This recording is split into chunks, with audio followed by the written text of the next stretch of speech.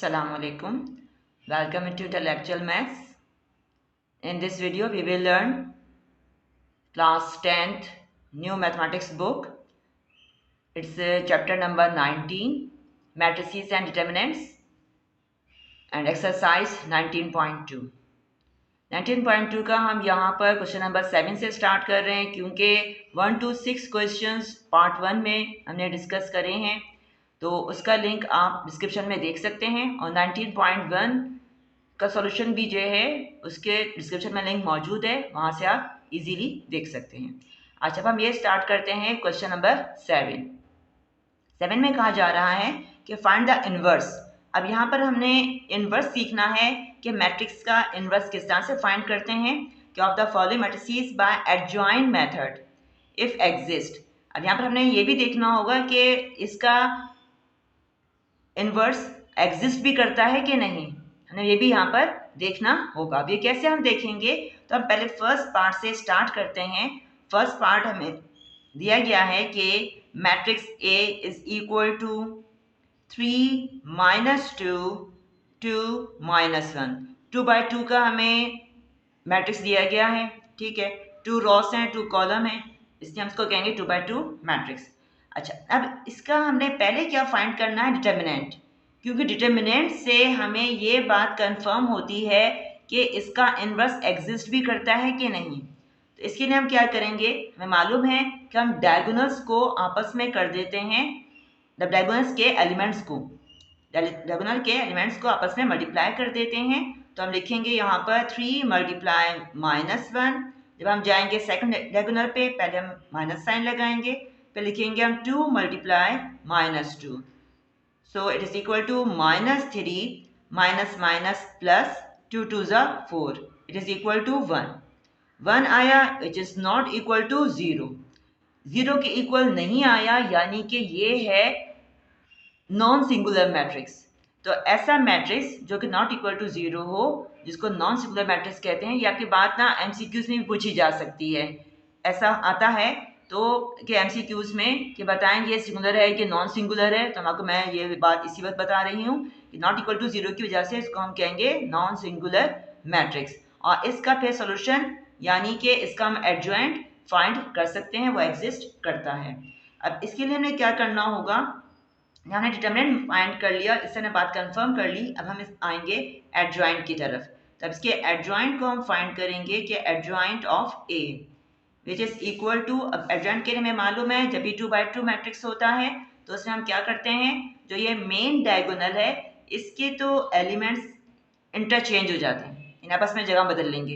यहाँ लिखा हुआ है -1, तो -1 आ जाएगा यहाँ पर फर्स्ट एलिमेंट की जगह पर, और 3 को हम लिख देंगे यहाँ पर इसकी जगह पर।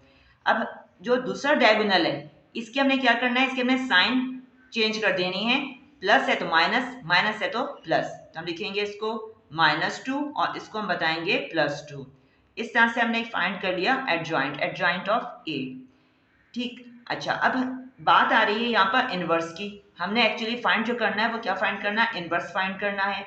अब इनवर्स का फार्मूला होता है जो क्या होता है कि A inverse is equal to adjoint of A upon determinant of A, ठीक। This is equal to this, इसको हम यूं भी मेंशन करते हैं कि 1 अपॉन डिटर्मिनेंट ऑफ ए। अब यहाँ लिख देते हैं हम मल्टीप्लाई की साइन लगाकर एडजॉइंट ऑफ ए।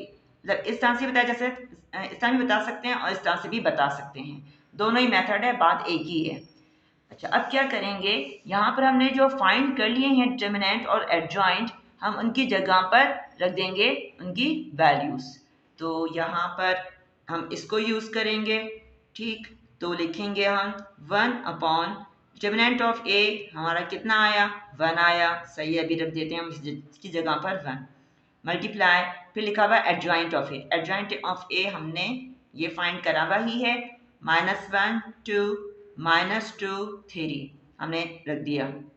अब इसके बाद क्या हो जाएगा, 1 अपॉन 1 का मतलब तो होता है 1। जब 1 से हम किसी भी मैट्रिक्स को मल्टीप्लाई करेंगे तो हमें मालूम है कि वो ही रिपीट हो जाएगा, ठीक है। तो क्या लिखेंगे हम, -1 2 -2 3, यानी 1 से मल्टीप्लाई करने पर हमें दोबारा से वही मैट्रिक्स हासिल हो गया जो कि एडजॉइंट का है। तो इस तरह से हमने क्या करा, हमने फाइंड कर लिया ए इनवर्स। ठीक है, तो इस तरह से हम इनवर्स को फाइंड करेंगे। So this is the answer of first part. तो अब स्टूडेंट्स हम सेकंड पार्ट की तरफ आते हैं। अब सेकंड पार्ट में हमें दिया गया है कि B is equal to matrix B है, और देख रहे हैं कि ये भी हमारा 2 by 2 का मैट्रिक्स है। अब इसका हमने फाइंड करना है। तो अब इसका फाइंड करने के लिए हमारा वही मेथड है जो हमने पीछे करा था, कि पहले तो हम क्या करेंगे, डिटर्मिनेंट ऑफ बी फाइंड करेंगे। यहाँ पर हमारा बी मैट्रिक्स है, लिहाजा हम लिखेंगे डिटर्मिनेंट ऑफ बी, और फिर डायगोनल्स के एलिमेंट्स आपस में मल्टीप्लाई करेंगे। तो 3 मल्टीप्लाई 10, सेकेंड डायगोनल पर जाएंगे तो पहले लिखेंगे हम माइनस साइन, फिर 5 मल्टीप्लाई 6, तो ये इक्वल आ रहा है 3 10 30 माइनस 5 6 30। तो हम देख रहे हैं कि ये हो रहा है हमारा इक्वल टू 0। अब ये 0 होने की वजह से हमें बात पता चल गई कि ये कौन सा मैट्रिक्स है, ये एक्चुअली सिंगुलर मैट्रिक्स है। और सिंगुलर मैट्रिक्स जो है उसका सॉल्यूशन पॉसिबल नहीं है, हम उसका फिर मजीद इनवर्स फाइंड नहीं कर सकते, जो कि हमें क्वेश्चन के अंदर कहा गया है। तो इसका इनवर्स हम फाइंड नहीं कर सकते, ये एग्जिस्ट नहीं करता, लिहाजा हम लिख देंगे आखिर में कि it's inverse not exist. Okay, तो ये इस तरह से हमने बता देंगे। इस तरह से देखते हैं कि इसका एग्जिस्ट करता है कि नहीं। अगर डिटरमिनेंट 0 आ रहा है, बात वहीं पे ख़त्म, अब ये मजीद आगे सॉल्व नहीं होगा।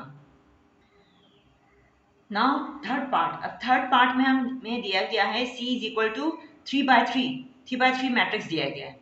अब 3 by 3 का हम सीखेंगे कि किस तरह से इनवर्स फाइंड करा जाता है। पहले तो हमने चेक कर लेना है किससे, डिटरमिनेंट ऑफ C से। इससे पहले हम बात कंफर्म करेंगे कि इसका इनवर्स एग्जिस्ट भी करता है कि नहीं। तो हम कैसे करेंगे, जिस तरह से हमने पीछे सीखा था डिटरमिनेंट फाइंड करना पार्ट 1 में, तो कि किस तरह से 3 by 3 का डिटरमिनेंट फाइंड करना होता है, और हम वही मेथड यहाँ पर अप्लाई करेंगे। इसके लिए हम क्या करेंगे, हम इसके लिए फर्स्ट रॉ के एलिमेंट्स को ले लेते हैं और उसके एलिमेंट को डिटरमिनेंट से मल्टीप्लाई करते जाएंगे। तो लिखेंगे हम फर्स्ट एलिमेंट 2 है, इसका डिटरमिनेंट क्या हो जाएगा। अब डिटरमिनेंट हम कैसे लिखेंगे, फर्स्ट रॉ और फर्स्ट कॉलम को लेफ्ट कर देंगे और सिर्फ हम लिखेंगे 2 1 1 2। जब हम जाएंगे सेकंड एलिमेंट पे तो हम लिखेंगे पहले माइनस साइन, फिर आएगा -1। अब इसका बताएंगे डिटरमिनेंट, जो कि क्या हो जाएगा। हमने अब क्या करना है, फर्स्ट रॉ और सेकंड कॉलम इसको हम लेफ्ट कर देंगे और फिर हम लिखेंगे 3 2 1 2 +1 मल्टीप्लाई। अच्छा, ये जब हम थर्ड एलिमेंट को लिखेंगे तो प्लस साइन, सिर्फ और सिर्फ जो सेकंड एलिमेंट होता है उसकी साइन माइनस की रखनी है। अब इसके लिए हम क्या करेंगे, जब हम थर्ड पर जाएंगे तो फिर हम फर्स्ट रॉ थर्ड कॉलम इसको लेफ्ट कर देंगे और सिर्फ लिखेंगे 3 2 2 1, इस तरह से बताएंगे। तो अब ये क्या हो जाएगा, 2 डिटरमिनेंट को जिस तरह से हम सॉल्व करते हैं वही हम मेथड अप्लाई करेंगे कि डायगोनल्स के एलिमेंट्स आपस में मल्टीप्लाई होंगे। तो फिर लिखा जाएगा इसको कि, अब यहाँ मैं ब्रैकेट लगा देती हूँ कि 2 2 4, ठीक। और फिर हम लिखेंगे जब हम जाएंगे सेकंड डायगोनल के एलिमेंट पर तो हम लिखेंगे 4 -1। तो ये इस तरह से हमने डायगोनल्स को मल्टीप्लाई कर दिया। फिर लिखेंगे -1 मल्टीप्लाई 2 3 6 -2 1 2। ठीक है, ऐसे मैं ये पूरा बता चुकी हूँ सबसे इसका डिटरमिनेंट फाइंड किया जाता है। आप ये है ये 19.1 के पार्ट 1 के इसमें आप देख सकते हैं। +1 मल्टीप्लाई 3 1 3 -2 2 4। ठीक है, हमने क्या करा है, डायगोनल के एलिमेंट्स आपस में मल्टीप्लाई कर दिए हैं। अब is equal to 2 multiply 4 -1 3 -1 multiply 6 -2 4 +1 multiply 3 -4 -1। अब हम इनको आपस में मल्टीप्लाई कर लेते हैं। तो ये तो हो जाएगा 2 3 6 2 3 6 -4 1 4 प्लस माइनस माइनस 1 1 1, यानी कि आ रहा है 6 -4 -1। दोनों की साइन सेम है, ऐसा दोनों को हम ऐड कर लेंगे तो ये हो जाएगा 5। It means it is equal to 1। Which is not equal to 0। तो इस तरह से हमें पता चल गया कि हमारा मैट्रिक्स जो है वो नॉन सिंगुलर मैट्रिक्स है, यानी कि हम इसका इन्वर्स फाइंड कर सकते हैं। अब इसके इन्वर्स को फाइंड करने के लिए पहले हम क्या फाइंड कर लेंगे, पहले हम फाइंड करेंगे इसका एडजॉइंट। तो एडजॉइंट के लिए हम लिखेंगे कि adjoint of A, sorry adjoint of C. अब ये फाइंड करना है। अब एडजॉइंट ऑफ सी फाइंड करने के लिए हमने क्या करना होगा, पहले हमें फाइंड करने होंगे इसके कोफैक्टर्स।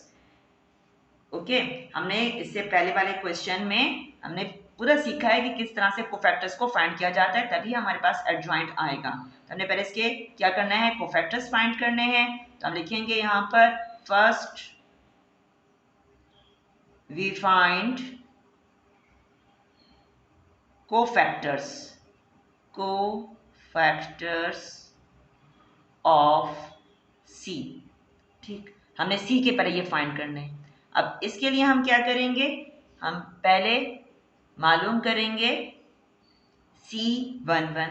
अब C11 का मतलब क्या है, पहले हम इसका लिख लेंगे -1 होल पावर 1 + 1, फिर हम बताएंगे डिटरमिनेंट बताने के लिए C11 यानी कि इसकी बात हो रही है, इसकी बात हो रही है। हम इस रॉ यानी फर्स्ट कॉलम को लेफ्ट करके बताएंगे 2 1 1 2, लिख देंगे हम यहाँ पर 2 1 1 2 इज इक्वल टू, अब ये हो जाएगा -1 होल स्क्वायर, और फिर हम इसका फाइंड कर लेंगे यहाँ पर डिटर्मिनेंट।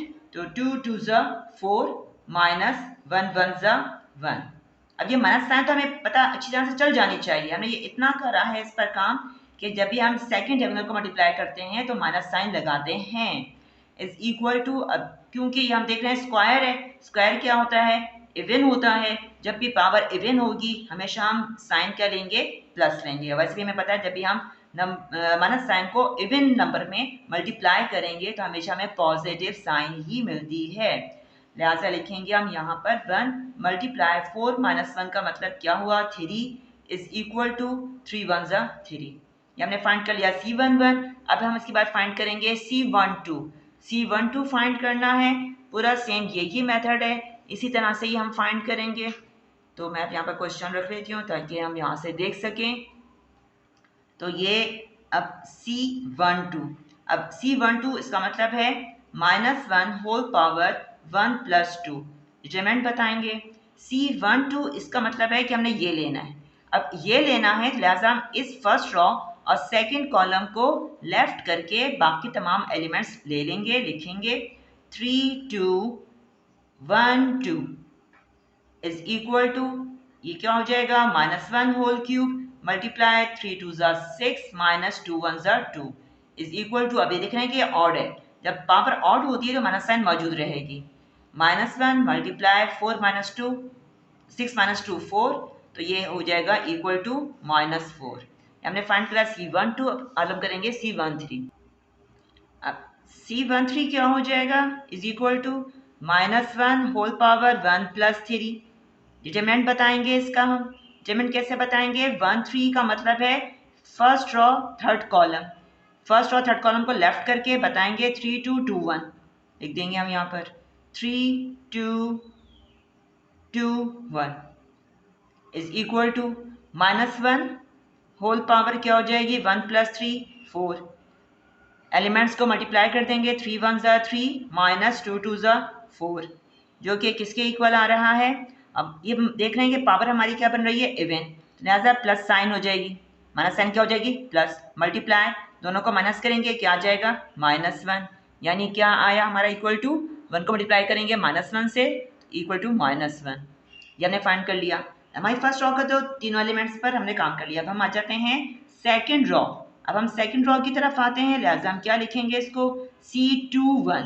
अब C21 यानी कि सेकेंड रॉ फर्स्ट कॉलम, ठीक। तो अब हमने क्या करना है, सेकेंड रॉ फर्स्ट कॉलम को लेफ्ट करके जो एलिमेंट्स हैं वो बताएंगे हम। पहले हम लिख लेते हैं इसको -1 होल पावर 2 + 1। अब डिटरमिनेंट बताने के लिए हम लिखेंगे 1 1 1 2, ठीक है। हमने क्या करा, हमने यहाँ पर सेकेंड रॉ और फर्स्ट कॉलम को छोड़ के 1 1 1 2 बता दिया, लिख दिया डिटरमिनेंट में। तो इज इक्वल टू क्या हो जाएगा, अब ये -1 होल पावर 2 + 1 3 मल्टीप्लाई 2 1 ज़ा 2 माइनस 1 1 ज़ा 1, यानी क्या हो जाएगा -1 होल क्यूब का मतलब -1 मल्टीप्लाई 2 - 1 1, यानी क्या आ जाएगा -1। अब इसके बाद हम क्या करेंगे, अब हम फाइंड करेंगे C22। अब C22 फाइंड करना है तो लिखा जाएगा -1 होल पावर 2 + 2, 2 + 2 डिटरमिनेंट बताएंगे। अब हम C22 का मतलब ये ले रहे हैं हम सेकेंड रॉ सेकेंड कॉलम, लिहाजा इसको हम लेफ्ट करके 2 2 और फिर 1 2 ये लिखेंगे, इज इक्वल टू क्या हो जाएगा -1 होल पावर 2 + 2 4 मल्टीप्लाई 2 2 ज़ा 4, सही एलिमेंट्स को मल्टीप्लाई करने लगे हैं, 2 2 ज़ा 4 माइनस 2 1 ज़ा 2, तो ये हो जाएगा इक्वल टू -1 होल पावर 4 का मतलब +1 हो जाएगा, क्योंकि ये हम देख रहे हैं ये इवन है, तो 1 मल्टीप्लाई 2 इज इक्वल टू 2 1 ज़ा 2। अब इसके बाद हम आएंगे C23। C23 इसका मतलब है सेकेंड रॉ और थर्ड कॉलम, तो पहले हम इसको लिख देते हैं -1 होल पावर 2 + 3 डिटरमिनेंट को बताएंगे, तो सेकेंड रॉ थर्ड कॉलम को लेफ्ट करके लिखेंगे हम elements 2 2 1 1 is equal to -1 whole power 2 + 3 5 multiply 2 1 ज़ा 2 माइनस 2 1 ज़ा 2 इज इक्वल टू ये हो जाएगा ऑड पावर की वजह से -1 और ये तो ज़ीरो हो गया, तो यानी हमारा क्या आ रहा है 0। इसके बाद हम आ जाते हैं थर्ड रॉ की तरफ। अब थर्ड रॉ में 3 1, अगर हम 3 1 फाइंड करेंगे तो हम लिखेंगे -1 होल पावर 3 + 1 डिटरमिनेंट लिख देंगे हम इसका, तो हम ले रहे हैं थर्ड रॉ फर्स्ट कॉलम, 3 1 का मतलब थर्ड रॉ फर्स्ट कॉलम, लिहाजा लिखा जाएगा 1 2 1 1 1 2 1 1 is equal to -1 whole power 3 + 1 4 multiply 1 1 ज़ा 1 माइनस 2 1 ज़ा 2, तो ये इक्वल टू अब -1 होल पावर 4 4 का मतलब ये इवन हो रहा है, लिहाजा हो जाएगा +1 मल्टीप्लाई 1 - 2 का मतलब -1 इज इक्वल टू मल्टीप्लाई करेंगे तो क्या आ जाएगा -1। इसी तरह से हम बताने लगे हैं 3 2 तो लिखेंगे -1 होल पावर 3 + 2, तमाम कोफैक्टर्स इसी मेथड से फाइंड करे जाएंगे। अब इसके हमने क्या करना है, इसका मतलब ये हुआ कि थर्ड रॉ और सेकंड कॉलम, अब हमने थर्ड रॉ सेकंड कॉलम लेना है, लिहाजा लिखेंगे हम थर्ड रॉ सेकंड कॉलम को लेफ्ट करके थर्ड रॉ सेकंड कॉलम क्या हो जाएगा 2 3 1 1 2 3 1 1 is equal to -1 whole power 3 + 2 का मतलब 5 मल्टीप्लाई आपस में मल्टीप्लाई कर देंगे एलिमेंट्स 2 1 ज़ा 2 माइनस 3 1 ज़ा 3। अब ये -1 होल पावर 5 जो है वो देख रहे हैं हम ऑड है, लिहाजा माइनस साइन मौजूद रहेगी, मल्टीप्लाई इनको माइनस कर देंगे तो क्या हो जाएगा -1, तो -1 को जब -1 से मल्टीप्लाई करेंगे तो हो जाएगा +1, तो लिखेंगे equal to 1। Now the last element 3 3, अब 3 3 पर आए हैं तो -1 होल पावर 3 + 3 + 3 करने लगे हैं। अब क्या करना है हमने डिटरमिनेंट बता देंगे, यानी 2 हुआ थर्ड रॉ थर्ड कॉलम, बाकी एलिमेंट्स लिखे जाएंगे 2 3 1 2 is equal to -1 whole power 6 3 + 3 6 multiply 2 2 ज़ा 4 माइनस 3 1 ज़ा 3 इक्वल टू 6 इवन है, लिहाजा इसकी साइन जो है वो क्या हो जाएगी पॉजिटिव, लिखेंगे हम 1 मल्टीप्लाई 4 - 3 का मतलब 1 1 1 ज़ा 1, तो ये तो हमने फाइंड कर लिया कोफैक्टर्स। अच्छा, अब कोफैक्टर्स को अब हमने क्या करना है मैट्रिक्स के फॉर्म में लिखना है, तो पहले हम यहाँ पर लिखेंगे इस तरह से कि एडजॉइंट, हम यहाँ पर फाइंड कर रहे हैं adjoint of C is equal to, अब 3 बाय 3 का मैट्रिक्स बनाएंगे और जो हमारे ये आए हैं कोफैक्टर्स इनकी प्लेसेस पर रख दी जाएंगे। हमने ये फाइंड करा था C11 की प्लेस पर 3, लिहाजा 3 को यहाँ बताएंगे। फिर हमने फाइंड करा था C12 1 2 यानी फर्स्ट और सेकंड कॉलम, यानी यहाँ लिखा जाएगा -4 फिर इसी तरह से हमने ऊपर फाइंड करा हुआ है C21। C21 का मतलब है कि इससे ऊपर हमारा है C13 हमारे पास कितना आया है, -1 आया है। यानी कहाँ लिखना है, इसका मतलब है लिखेंगे फर्स्ट और थर्ड कॉलम लिख देंगे हम यहाँ पर -1। फिर हम इसके बाद आते हैं सेकंड रॉ की तरफ 2 1, यानी सेकंड रॉ फर्स्ट कॉलम, यहाँ लिखेंगे हम -1। फिर इसके बाद लिखा हुआ है C22 का मतलब सेकंड रॉ सेकंड कॉलम, यहाँ 2 आ गया। C23 यानी सेकंड रॉ थर्ड कॉलम, 0 आ गया। इसी तरह से हम आगे बढ़ते हैं। C31 यानी थर्ड रॉ फर्स्ट कॉलम, -1 बता देंगे। C32 third raw second column, 1 आ गया। थर्ड रॉ थर्ड कॉलम, यानी यहाँ पर 1 आ गया। अब क्योंकि हम इसका एडजॉइंट फाइंड करने लगे हैं तो इस पर हम क्या लगाएंगे, ट्रांसपोज की साइन, कि हम इसका ट्रांसपोज लेंगे तब हमारा एडजॉइंट आएगा। तब इसका ट्रांसपोज हम कैसे फाइंड करेंगे, इसके ट्रांसपोज के लिए हम ये करेंगे, जो इसकी रॉ है वो कॉलम में चेंज हो जाएगी, यानी हम इंटरचेंज कर देंगे। रॉ को कॉलम इंटरचेंज कर देते हैं, यूँ भी कह सकते हैं कि रॉ को कॉलम इंटरचेंज करना ट्रांसपोज कहलाता है।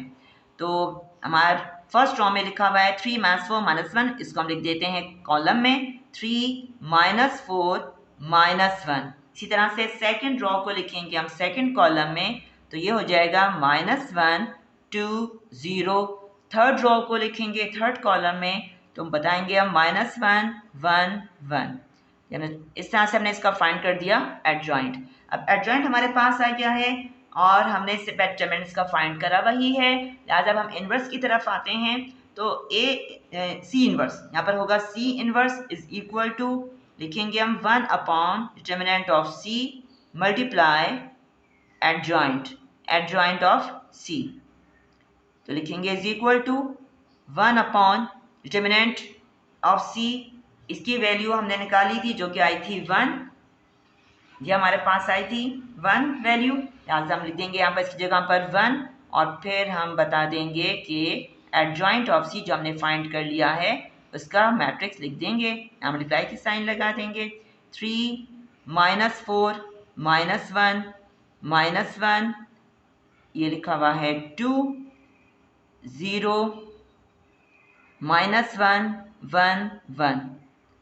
जैसे मैंने पहले बताया था कि 1/1 का मतलब क्या होता है 1, तो लिहाजा जब हम 1 से मल्टीप्लाई करेंगे इस पूरे मैट्रिक्स को तो again we will get same matrix. तो यही हमारा मैट्रिक्स हमें मिलेगा। तो लिख देंगे हम यहाँ पर 3 -4 -1 -1 2 0 -1 1 1। तो इस तरह से हमने क्या करा, हमने ये C इनवर्स फाइंड कर लिया। This is it's answer.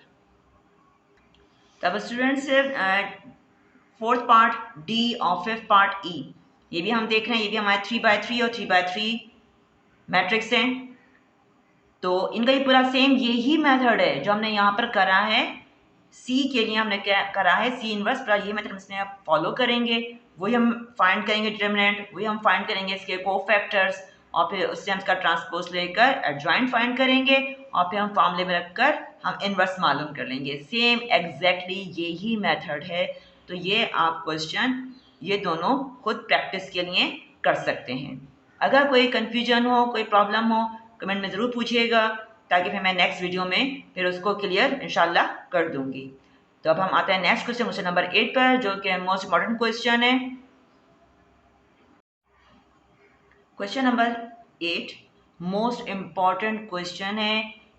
ये क्वेश्चन एक ना एक मतलब या तो देखिए दो बातें पूछी जा रही हैं कि find the solution bye matrix inversion method and Cramer's rule.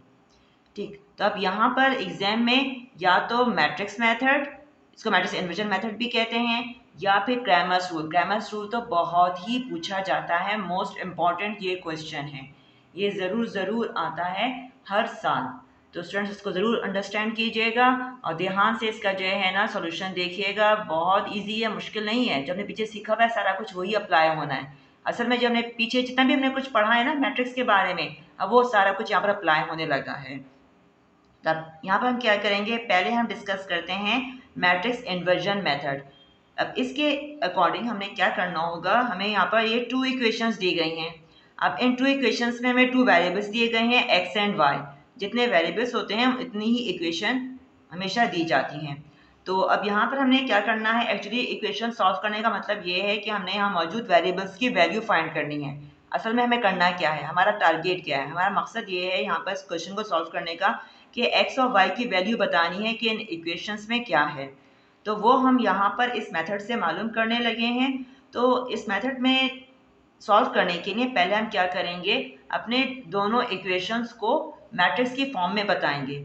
Matrix की फॉर्म में हम किस तरह से लिख सकते हैं कि हम इनके जो कोफिशिएंट्स हैं उनको हम लिख लेंगे। पहले जो हमें यहाँ पर इक्वेशन की लेफ्ट हैंड साइड पर वेरिएबल्स दिए गए हैं, इनके कोफिशिएंट्स को हम लिखेंगे सिर्फ और सिर्फ। तो क्या बताएंगे हम, 2, फिर लिखा हुआ है यहाँ पर -4, ये हमने लिख दिया x का दोनों वैल्यूज, ये हमारी फर्स्ट कॉलम बन गया। और जो y का है वो हम लिखेंगे यहाँ पर 3 से लिखेंगे, प्लस साइन शो नहीं करेंगे। It's understood, here sine of 3 is plus. और फिर यहाँ पर लिखा हुआ है +y, यानी कोफिशिएंट क्या है, +1। लिखेंगे नहीं साइन, सिर्फ हम क्या लिखेंगे 1, क्योंकि कोफिशिएंट यहाँ पर 1 है। तो ये तो हमने बता दिया वेरिएबल्स के कोफिशिएंट्स को। अब इसके बाद हमने क्या करना है, अब हम लिखेंगे मल्टीप्लाई करके सेकंड मैट्रिक्स, जिसके अंदर सिर्फ और सिर्फ क्या लिखे जाएंगे, वेरिएबल्स, जो कि हमारे इक्वेशन में आए हैं x एंड y। जब हम इन दोनों मैट्रिक्स को मल्टीप्लाई करेंगे तो एग्जैक्टली हमें यही हमें साइड जो इक्वेशंस की हैं हासिल होंगी। जब हम मल्टीप्लाई करेंगे फर्स्ट रो को इस पूरे कॉलम से तो 2x + 3y, यही दिया गया है ना हमें। फिर हम जब मल्टीप्लाई करेंगे सेकंड रो को इस कॉलम से तो -4x + y, यही दिया गया है। यानी हम इस तरह से भी इसको मैट्रिक्स फॉर्म में लिख सकते हैं। इज इक्वल टू, अब जो यहाँ पर हमें दिए गए हैं कॉन्स्टेंट्स, इनको हम लिख देंगे 14 और 28। तो इस तरह हमने दोनों इक्वेशंस को मैट्रिक्स फॉर्म में लिख दिया। अब इसके बाद हम क्या करेंगे, यहाँ पर हम सपोज कर लेंगे। तो सपोज करने के लिए हम यहाँ पर लिखेंगे लेट, अब ये जो हमारा पूरा क्या है, कोफिशिएंट्स का मैट्रिक्स है, इसको हम कह देते हैं दिस इज द ए। हमने इसे ए का नाम दे दिया, जिसके एलिमेंट्स 2, -4, 3 एंड 1 है। फिर इसके बाद जो हमारा ये वेरिएबल्स का मैट्रिक्स है, इसको हम कहते हैं this is the capital x कहना है इसको, स्मॉल एक्स हरगिज नहीं कहना। स्मॉल एक्स तो इसके पहले से ही मौजूद है, सो हम कहेंगे कैपिटल एक्स और X Y, it is equal to X Y. Okay, और फिर जो ये हमारा कॉन्स्टेंट्स का है, इसको हम कहते हैं this is equal to B. तो फिर ये क्या हो जाएगा, 14, 28। क्लियर। अब जब हम ये a x b ये हमने इसके अंदर रखेंगे, तो ये क्योंकि हमने a कहा है लिहाजा इसकी जगह पर लिख देते हैं हम a, और ये हमने कहा है x लिहाजा लिख देते हैं यहाँ पर x इज इक्वल टू, इस कॉन्स्टेंट्स को हमने कहा है b लिहाजा लिख देंगे b। यानी हमारे यहाँ से आ गया स्टेटमेंट कि a(x = b। अब x जो है एक्चुअली यहाँ पर क्या है, ये वेरिएबल्स हैं जो हमने अक्सर में फाइंड करने हैं, यानी हमें x फाइंड करना है। अब x फाइंड करना है तो हम क्या करेंगे, यहाँ पर लिखा हुआ है a, तो इस a को हमने क्या करना है, कैंसिल करना है, इस a को यहाँ से हटाना है। a को यहाँ से हटाने के लिए हम क्या करेंगे, दोनों साइड्स पर हम, मैं यहाँ पर रफ में लिख कर बता दी ताकि हमारे स्टेप्स ना बढ़ें, क्योंकि वो आपने सोल्यूशन में शो भी नहीं करना है, सिर्फ मैं यहाँ पर बता देती हूँ समझाने के लिए। ये आया कि a(x = b। तो अब यहाँ से हमने डिस्कस किया कि a को हमने यहाँ से हटा देना है, तो इसके लिए हम क्या करेंगे, दोनों साइड्स पर a इनवर्स से मल्टीप्लाई कर देंगे। ये इनवर्स से क्यों मल्टीप्लाई करेंगे, बिल्कुल बात ना ये इसी तरह से कि लिखा हुआ हो 2x = 3, ये लिखा हुआ है फॉर एग्जाम्पल, वैसे एग्जाम्पल की तौर पर समझाने के लिए बात कर रही हूँ।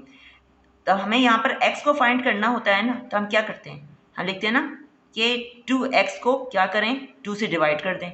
यहाँ पर डिवाइड करा, यहाँ पर भी डिवाइड कर दें, ये बात कहते हैं ना, बिल्कुल एग्जैक्टली यही बात यहाँ पर भी है, यहाँ पर भी है। तो अब लेकिन क्या है, जब हम a को डिवाइड करेंगे, सही मैं आपको लिखकर बता देती हूँ, यहाँ फर्स्ट टाइम पढ़ रहे हैं, तो ये a(x = बी को जब आप क्या करेंगे, इस एक को रिमूव करने के लिए ए से डिवाइड करेंगे, तब ये डिवाइड कर देंगे, तब ए से ए तो सही है, कैंसिल होगा, ये कैंसिल होगा, कैंसिल होगा, यहाँ पर क्या बचा, एक्स बचा। ठीक है, अब ये एक्स आया तो इज इक्वल टू बी। कभी भी हम मैट्रिक्स में ना डिवाइड में नहीं लिखते इस तरह से, हम किसी भी मैट्रिक्स को इस तरह से नहीं बताया जाता। हम इसको क्या करेंगे, हम इसको लिख देंगे, ऊपर लेकर आएंगे तो पावर इसकी क्या हो जाएगी, -1, इसकी पावर हो जाएगी -1। बात मालूम है, जब भी हम डिनोमिनेटर से लेकर आते हैं न्यूमरेटर में तो ये क्या हो जाता है, a रेज़ टू -1। तो यानी कि हम क्या कह सकते हैं कि x क्या हो गया, x इक्वल हो गया किसके, a इनवर्स b।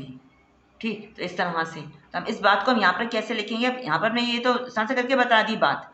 ठीक है, अब यहाँ पर हम इसको कहेंगे कि दोनों साइड्स पर हम a इनवर्स से मल्टीप्लाई कर देंगे। ठीक है, a इनवर्स से जब इसको मल्टीप्लाई करेंगे तो फिर इधर भी करेंगे मल्टीप्लाई a इनवर्स। ठीक है, कंफ्यूज मत होइएगा, हरगिज़ कंफ्यूज मत होइएगा, ये एक ही बात को दो तरीक़ों से बता रही हूँ सिर्फ, कोई ऐसी बात नहीं है। अब a इनवर्स a को ख़त्म कर देगा क्योंकि ये -1 है, इसकी पावर +1 है। ठीक है, ये +1 और ये -1 एक दूसरे को ख़त्म कर देंगे, जानते हैं बात हम। यानी क्या आ जाएगा, अब x is equal to arrange करके लिख देते हैं कि a इनवर्स b, बात वही है एग्जैक्टली। अगर कंफ्यूज होते हैं, ये बात पूछी नहीं जाती है, सिर्फ मैं आपको समझाने के लिए बात बताई है ताकि आप लोगों को ये ना कि ये क्या चीज़ आ गई, कैसे आ गई, तो ये इस तरह से आई है। यानी हम यहाँ पर क्या कह सकते हैं कि x किसके इक्वल होता है, it is equal to a inverse b, ये a इनवर्स b के बराबर होता है। ठीक, तो ये हमारी एक तरह से फाइनल इक्वेशन है ये। अब इसके अकॉर्डिंग हमने क्या करना होगा, हमें सब चीज़ें हमें फाइंड करनी होगी, हमें इसी को ही फॉलो करते हुए जाना है। अब इसके लिए यानी कि x जो कि हमारा यहाँ पर अननोन है, x एंड y, तो इसके लिए हमें पहले क्या मालूम होना चाहिए, हमें मालूम होना चाहिए a इनवर्स। तो अब हमें यहाँ पर देखें x जो है वो तो ये है, अब b जो है वो ये है। हमें यहाँ पर x और b तो मालूम है, हमें क्या नहीं पता, यहाँ पर a इनवर्स नहीं मालूम। ठीक, और a इनवर्स हम जानते हैं क्या होता है, it is equal to 1 upon determinant of a multiply adjoint of a, ये होता है। ठीक, तो अब हमें यानी कि पहले a इनवर्स इसकी वैल्यू फाइंड करनी है। तो इसके लिए हम क्या करेंगे, जो हमारा मैट्रिक्स a है इसका हम पहले डिटर्मिनेंट फाइंड करेंगे और फिर एडजॉइंट मालूम करते हुए a इनवर्स तक के हम पहुँचेंगे। तो लिखेंगे हम यहाँ पर determinant of a is equal to, जिस स्टेप में हमने डिटर्मिनेंट ऑफ a लिखा फ़ौरन से हमने इस मैट्रिक्स को डिटर्मिनेंट के फॉर्म में बताएंगे कि 2 -4 3 1 इज इक्वल टू, डायगोनल्स को आपस से मल्टीप्लाई कर देंगे, इसके एलिमेंट्स को मल्टीप्लाई कर देंगे तो 2 1 ज़ार 2। अब हम जब सेकंड डायगोनल पर आएंगे पहले माइनस साइन, फिर हम बताएंगे -4 को मल्टीप्लाई करेंगे 3 से तो ये हो जाएगा -12 is equal to 2 minus plus 12 is equal to 14, हमारा आ गया 14। ठीक है, जो कि क्या है, नॉट इक्वल टू 0 है, यानी हम इसको सॉल्व कर सकते हैं। अच्छा, अब क्या है कि हमने अब फाइंड करना है एडजॉइंट ऑफ a।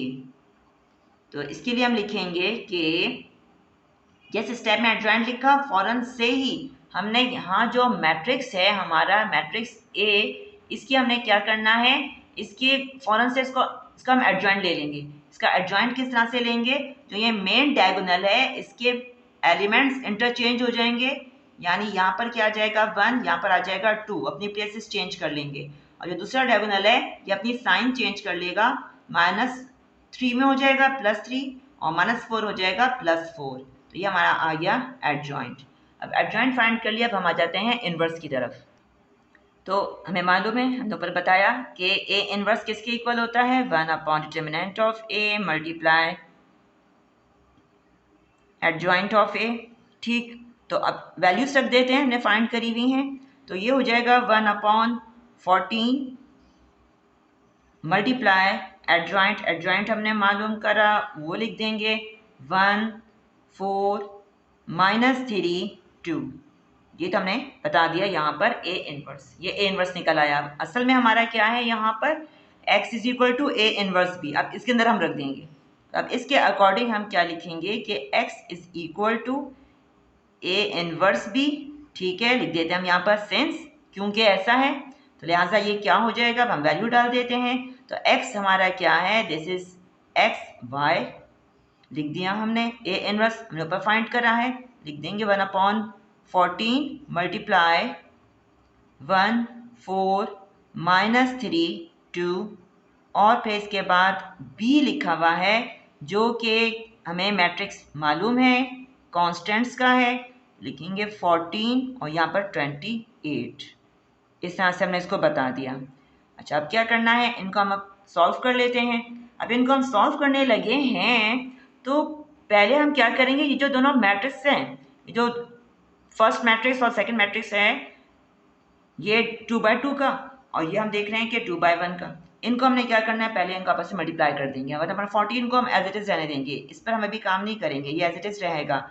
आसान तरीका ये है कि पहले इन दोनों को आपस में मल्टीप्लाई कर दें। तो फिर क्या हो जाएगा, 1 को मल्टीप्लाई करेंगे 14 से, फर्स्ट रॉ इस कॉलम से पूरे मल्टीप्लाई हो जाएगी, 14 1 ज़ा 14, फिर हम प्लस साइन 28 को मल्टीप्लाई करेंगे हम 3 से, -3, तो जब हम हमारे पास आएगा 84 माइनस साइन के साथ, जब हम मल्टीप्लाई करेंगे -3 को 28 से तो -84, ये लिख दिया।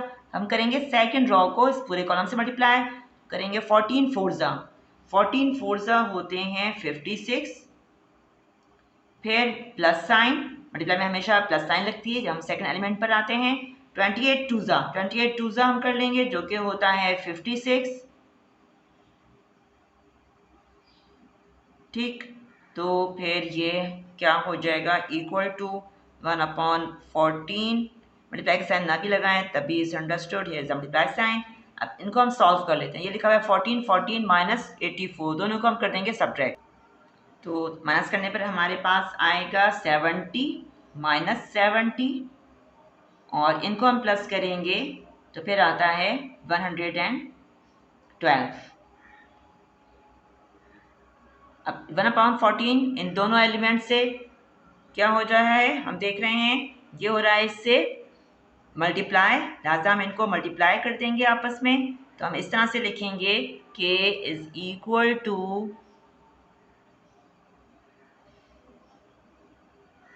-70, सही है। क्या करना है, हमने 1/14 को ना एक्चुअली मल्टीप्लाई करना है किससे, -70 से। तो क्या हो जाएगा, -70 1 ज़ा -70/14, ठीक है। फिर इसी तरह से हम क्या करेंगे, 1/14 को मल्टीप्लाई करेंगे 112 से, यानी लिखना है 1/14 मल्टीप्लाई 112। तो फिर ये 112 1 ज़ा 112, लिख देंगे 112/14, ठीक। तो इस तरह से हमने इसको मल्टीप्लाई करके बताया। अब ये इनकी कर देंगे हम कैंसिलेशन, अब ये आपस में कैंसिल हो रहे हैं, तो क्या हो जाएगा, 14 1 ज़ा 14, 14 5 ज़ा 70। इसी तरह से हम इनको आपस में कैंसिल करेंगे।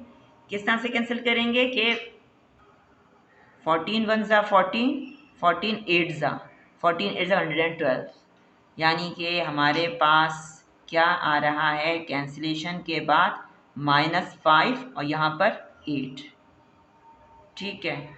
तो यानी कि हम इसको क्या कह सकते हैं कि x किसके इक्वल आ रहा है, -5, और y किसके इक्वल आ रहा है, 8, ठीक है ना। हमारा यहाँ पर लिखा हुआ है ना x और y, ये चल रहा है। तो यहाँ पर जो करस्पॉन्डिंग एलिमेंट्स होते हैं वो इक्वल होते हैं, ये बीच में इक्वल की साइन है, तो x की वैल्यू यानी -5 आ गई और y की वैल्यू 8 आ गई। तो अब सोल्यूशन सेट हम इसका बताएंगे, जब भी हमें इक्वेशन सॉल्व करने के लिए कहा जाएगा हमेशा हम सोल्यूशन सेट में आंसर देंगे। तो solution set is equal to, अब कर्ली ब्रैकेट के अंदर स्मॉल ब्रैकेट ज़रूर बनाना है।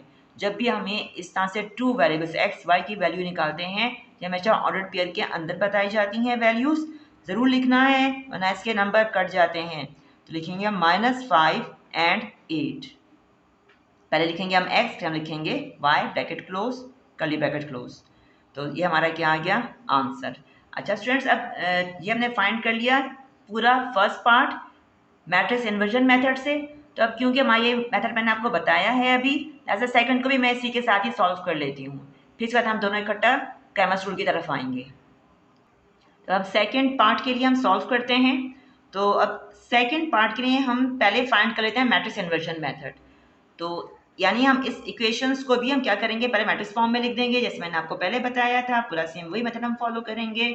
तो लिखा जाएगा इसको पहले मैट्रिक्स फॉर्म में, कोफिशिएंट्स लिख देंगे 2 2, फिर आ जाएगा -4 3, हमने बता दिया वेरिएबल्स के कोफिशिएंट्स को। फिर इसके बाद हम लिखेंगे variable X Y is equal to, अब इक्वल टू के बाद कॉन्स्टेंट्स लिखे हुए एज अ कॉन्स्टेंट्स का मैट्रिक्स बता दिया।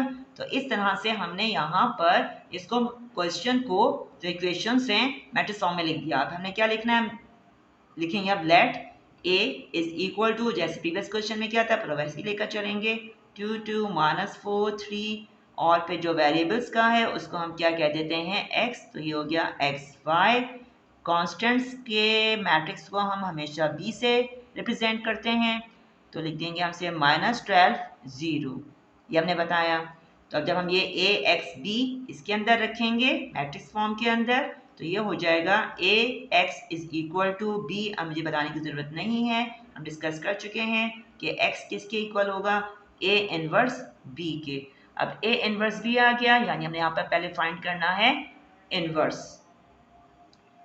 ये इनवर्स जिसका हमारा फॉर्मूला होता है कि is equal to 1 upon determinant of a multiply adjoint of a।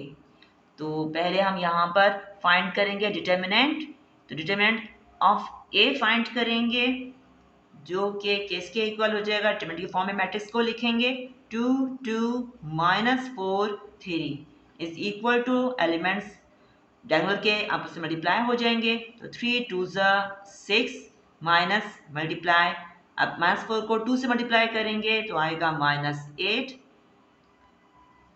तो ये हो जाएगा 6 + 8, 6 + 8 इसका मतलब क्या हुआ, वही आ रहा है हमारा जैसे पहले आ रहा था कि 14, ठीक है। तो ये हमारा गया 14। अब आ जाते हैं हम, अब 14 हमारा नॉट इक्वल टू 0 है, यानी इसका सोल्यूशन पॉसिबल है, सही। हम डिस्कस करते हुए चल रहे हैं बात कि हम इसको सॉल्व कर सकते हैं। अब आ जाते हैं हम adjoint, adjoint of A, adjoint of A find करना है फौरन से। जैसे हमने यहाँ पर वर्ड एडजॉइंट लगाया ए के साथ, हमने ये जो एलिमेंट्स हैं उन पर एडजॉइंट का रूल अप्लाई कर देना है कि ये जो मेन डायगोनल के एलिमेंट्स हैं ये इंटरचेंज हो जाएंगे, आपस में जगह बदल लेंगे। यहाँ पर आ जाएगा 3 और इधर हम लिख देंगे 2, और ये जो दूसरा डायगोनल है इसकी हम साइन चेंज कर देंगे, ये +4, यहाँ लिखेंगे -2, ये हमने बता दिया एडजॉइंट। ये एडजॉइंट हो गया। उसके बाद हम आते हैं इनवर्स की तरफ। तो ये होगा कि A inverse is equal to, ये हमने फाइंड करी हुई है, हमने फॉर्मूला लिखा हुआ ही है ए इनवर्स का।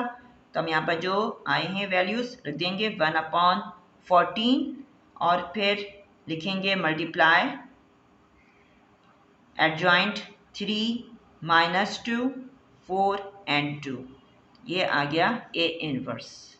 अब हम आते हैं अपने असल जो हमारा लिखा हुआ है x equal to A inverse B statement, अब इसमें रखेंगे ये वैल्यूज़।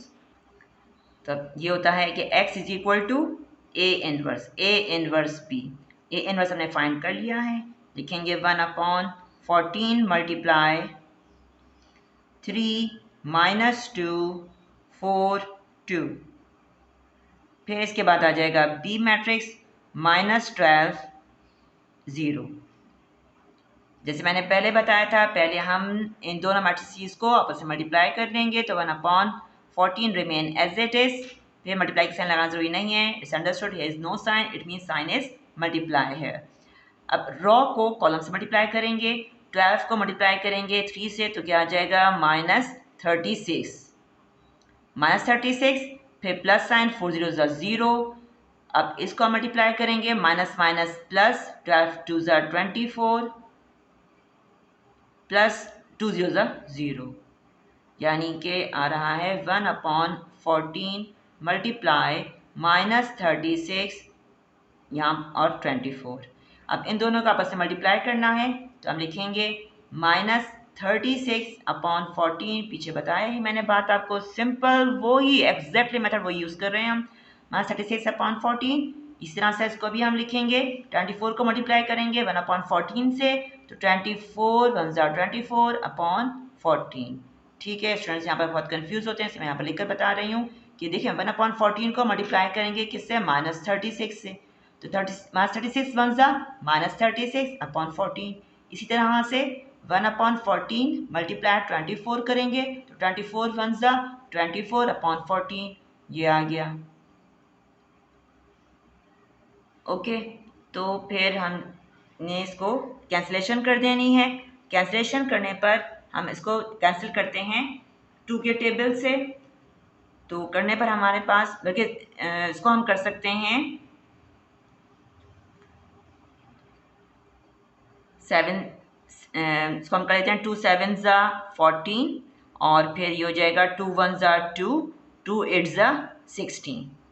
इस तरह से इसको करेंगे 2 7 ज़ा 14, 2 1 ज़ा 2, 2 2 ज़ा 4, यानी कि आ रहा है हमारे पास -18/7 और फिर इधर लिखेंगे हम 13/7। ठीक है, तो इस तरह से ये वैल्यूज़ आ रही हैं हमारे पास x एंड y, इनकी वैल्यूज़ आई हैं। तो इनसे हम इजीली अब सॉल्यूशन सेट बता सकते हैं, जो कि क्या होगा कि solution set is equal to x की जगह पर लिखा हुआ है यहाँ पर इसका करस्पॉन्डिंग एलिमेंट -18/7 ये बताएंगे, और y की जगह पर लिखा हुआ है 13/7। ये हमारा इसका आंसर आ जाएगा। इसका आंसर जो बुक में दिया हुआ है वो रॉन्ग दिया हुआ है, ये आंसर आएगा। इसको आप जो है वेरीफाई भी कर सकते हैं कि हम ये वैल्यूज हम डाल दें इक्वेशन के अंदर, हमारी इक्वेशन जो है वो वेरीफाई हो रही हैं। अच्छा, ये हमारा 13 नहीं, हमारा कैंसिलेशन करने पर 24 को हमने कैंसिल किया था तो 12 आया था, 12, ये हमारा 12 है। ठीक है, 12, तो जो वैल्यू आई है हमारी y की आई है वो 12/7 आई है। तो बिल्कुल ये हमारा वेरीफाई कर रहा है इक्वेशंस को, तो हमने एग्जैक्टली बिल्कुल सही हमने ये वैल्यूज निकाली हैं, क्वेश्चन बिल्कुल सही सॉल्व करा है। अच्छा, अब ये हमने सॉल्व कर लिया इन्वर्जन मेथड से, अब हम आते हैं क्रैमर्स रूल की तरफ। अच्छा, अब यहाँ पर जो है हम क्या करेंगे, हमें फर्स्ट पार्ट के लिए हम इसको सॉल्व करने लगे, तो अब पहले हमें क्या करना है, हमें 2 इक्वेशंस दी गई हैं। क्रैमर्स रूल के अकॉर्डिंग लिखने के लिए पहले हम यहाँ पर फाइंड करेंगे सिंपल डी, कैपिटल डी। अब डी क्या शो होगा, D is the determinant. Determinant को हमें फाइंड करना है। पहले हम इसको डिटर्मिनेंट की फॉर्म में लिख लेंगे।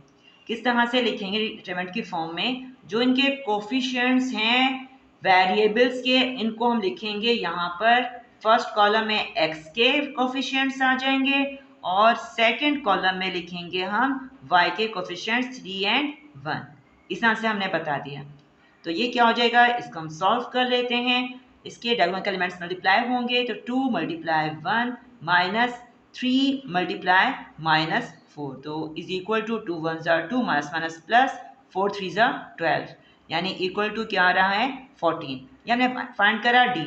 अब इसके बाद हम फाइंड करेंगे डी एक्स फाइंड कर रहे हैं, यानी क्या डिटर्मिनेंट ऑफ एक्स फाइंड करें तरह से।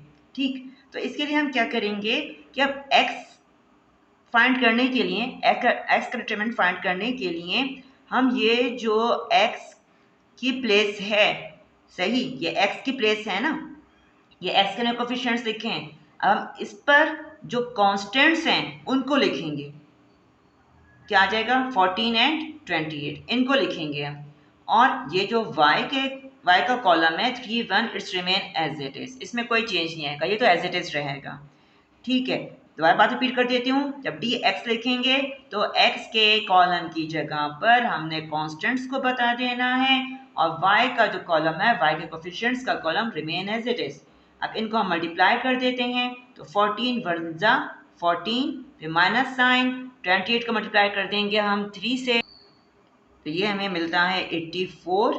इनको माइनस करेंगे तो -70। ठीक, अब इसके बाद हम आ जाएंगे dy। अब dy का फाइंड करना है, डिटरमिनेंट हम लिखेंगे। dy का डिटरमिनेंट कैसे लिखेंगे, जो x का कॉलम है वो तो रिमेन एज इट इज, लिखेंगे 2 -4 एज इट इज आ जाएगा। फिर इसके बाद अब यहाँ पर y का नहीं लिखना, बल्कि y की जगह पर हम क्या बताएंगे, जो कांस्टेंट्स हैं उनको लिख देंगे। बहुत इजी होता है क्रैमर्स रूल। 14 और उधर आ गया 28 इज इक्वल टू, इनको आपस में मल्टीप्लाई कर देंगे डायगोनल्स के एलिमेंट, तो 28 को 2 से मल्टीप्लाई करेंगे आ जाएगा 56, लिखेंगे हम यहाँ पर 56 माइनस साइन, 14 को 4 से मल्टीप्लाई करेंगे तो आ जाएगा -56, तो 56 प्लस 56 इक्वल टू 112, ये आ गया। ठीक, अच्छा अब इसके बाद हमने क्या करना है, अब हमने फाइंड करने हैं ये डी और डी एक्स डी वाई के ज़रिए एक्स और वाई जो हमारे असल में हैं कोफिशिएंट वेरिएबल्स, उनको फाइंड करेंगे। तो एक्स किसके इक्वल होगा, एक्स इक्वल होता है डी अपॉन डी एक्स, सही, सॉरी उल्टा लिख दिया मैंने, ये होता है डी एक्स अपॉन डी, ये इसके इक्वल होता है। ठीक, तो हमने क्या करना है, डी एक्स हमने फाइंड करा था, कितना आया था -70, डिवाइड कर देंगे इसको किससे, डी का जो हमने डिटरमिनेंट निकाला था 14 से, तो 14 से कैंसिलेशन करेंगे हम, तो 14 1 ज़ा 14, 14 5 ज़ा 70, यानी क्या आ रहा है -5। अब आ जाते हैं हम वाई की तरफ, वाई किसके इक्वल होगा, वाई इक्वल होता है D Y upon D is equal to, क्या करेंगे लिख देंगे हम यहाँ पर 112 अपॉन डी कितना आया 40, हम कर देंगे अब कैंसिलेशन, तो कैंसिलेशन किस तरह से हो जाएगी, 14 1 ज़ा 14, 14 8 ज़ा 112। ठीक, तो इस तरह से हमारे पास वैल्यूज आ जाएंगी एक्स और वाई की, ये आ गया 8 आ गया।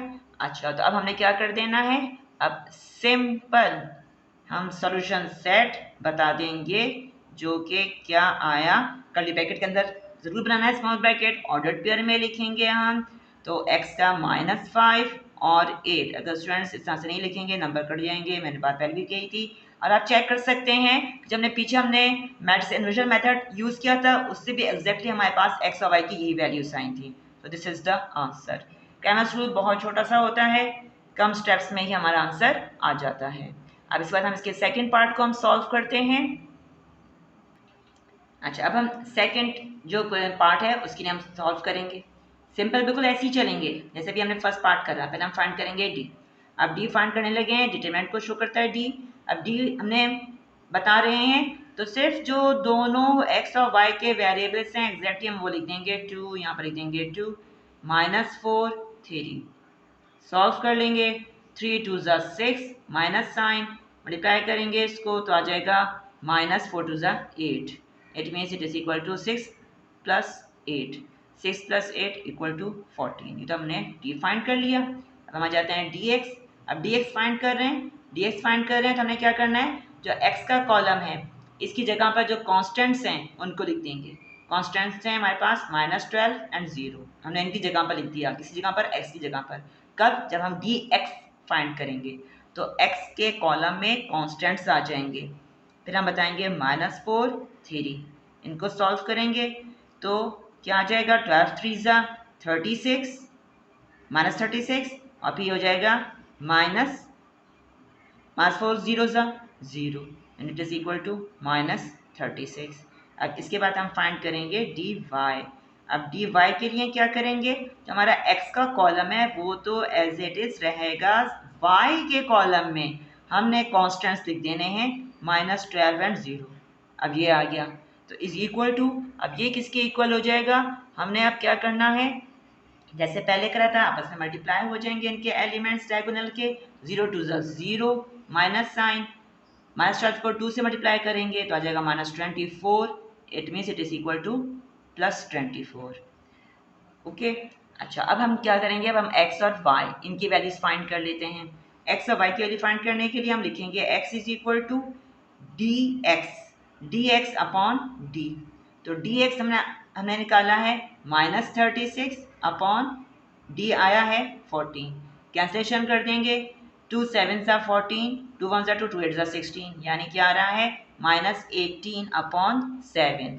अब इसके बाद हम बिल्कुल इसी तरह से फाइंड करेंगे y को, तो लिखेंगे हम y is equal to dy upon d, dy कितना आया है 24, डिवाइड कर देंगे 14 से, 14 से हम इसको डिवाइड करेंगे, 2 7 ज़ा 14, 2 12 ज़ा 24, यानी क्या आ रहा है 12, 12/7, यानी कि सोल्यूशन सेट क्या आ जाएगा कि -18/7 और इधर आ गया 12/7। हम चेक कर सकते हैं, जब पीछे हमने सॉल्व किया है inversion method, matrix inversion method, उसमें एग्जैक्टली यही आंसर आया था। तो हमने इस मेथड से उसको भी चेक कर लिया कि हमारा आंसर दोनों सूरतों में, दोनों मेथड से सेम आ रहा है। तो इस तरह से हमने ये क्रैमर्स रूल के ज़रिए सेकंड पार्ट भी सॉल्व कर लिया, हमारे पास का आंसर आ गया। I hope you will understand it. अगर किसी भी स्टेप, किसी भी क्वेश्चन में कन्फ्यूजन हो ज़रूर कमेंट में पूछिएगा। अब नेक्स्ट वीडियो तक के लिए अल्लाह हाफिज़।